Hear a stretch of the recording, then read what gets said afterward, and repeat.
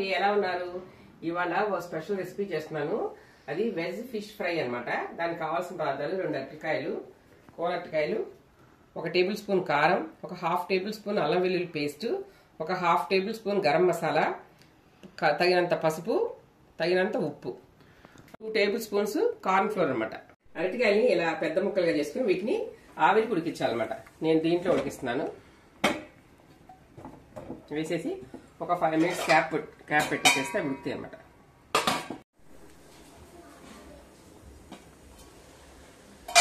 Veg fish fry నంచుకోవడానికి sambar అండి. ఈ సాంబార్లోకి ఈ అరటికాయ రెసిపీ చాలా చాలా బాగుంటుంది. అందుకని నేను ముందే సాంబార్ పెట్టేశాను. సాంబార్ కాగుతుంది. ఈలోపు ఇది అరటికాయలు ఉడికితే ఒక 2 మినిట్స్ ఉడికిపోతాయి. కొంచెం మెత్తగా మనం ఇలా టెస్ట్ చేసుకోవాలన్నమాట. కొంచెం ఇలా చేస్తే మెత్తగా దిగింది అనుకోండి, అప్పుడు ఉడికినట్టు. ఇంకొంచెం ఉడకాలన్నమాట.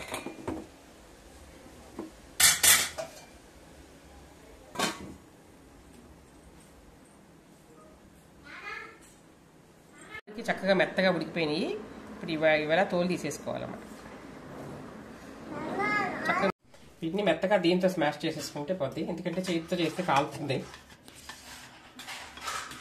ఇప్పుడు మెత్తగా స్మాష్ చేసేసారండి. దీన్ని ఉడికాయ మెత్తగా స్మాష్ చేసేది. దీంట్లో తగినంత సాల్ట్, 1 టేబుల్ స్పూన్ కారం, అల్లం వెల్లుల్లి పేస్ట్, గరం మసాలా, పసుపు వేసి మొత్తం మెత్తగా మిక్స్ చేసేద్దాము.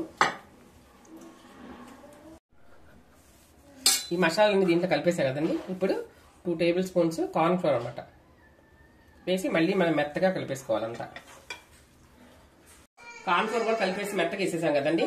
ఇప్పుడు మనం ఇట్లా ఉండలా చేసేసుకొని ఈ షేప్ అన్నమాట. ఫిష్ పీస్ అన్నమాట. చేప ముక్క షేప్ లో చేసేసుకొని పెట్టుకుంటాను అనమాట. నేను కొంచెం ఆయిల్ కూడా రాసుకుంటాను. ఇట్లా ఆయిల్ పెట్టుకుని ఇట్లా చేసుకోండి. ఇలా చేప ముక్క షేప్ లో చేసుకోవాలండి. కొంచెం ఆయిల్ టచ్ చేస్తా మనకి చేసేసి చూడండి ఇలా చేసుకోవాలన్నమాట. ఇది చూడండి ఇలా చేప ముక్కల షేప్ లో చేశాను. వీటిని ఇప్పుడు మనం ఆయిల్ వేడి చేసుకొని దీంట్లో వేసుకోవాలన్నమాట.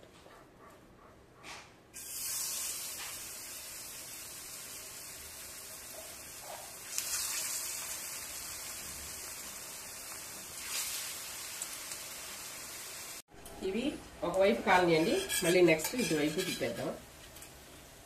మీరు చక్కగా చూడండి దోరగా చాలా చాలా టేస్టీగా ఉంటాయండి. ఇవి వెజిటేరియన్ ఫిష్ ఫ్రై అన్నమాట. ఇది చూడండి చక్కగా ఇలా దోరగా కాలనీ. వీటిని ఇలా ప్లేట్లో పెట్టి కావాలా సర్వ్ చేసుకోవడమే. Vegetarian fish fry ready.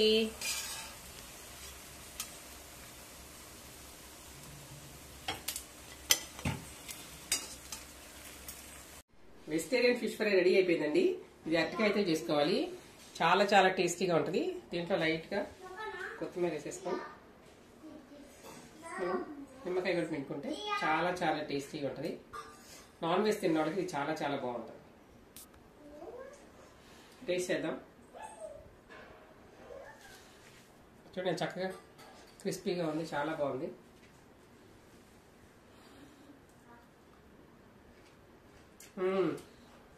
చాలా చాలా టేస్టీగా ఉంది, చాలా బాగుంది. ఆనియన్ నంచుకుంటే ఇంకా బాగుంది.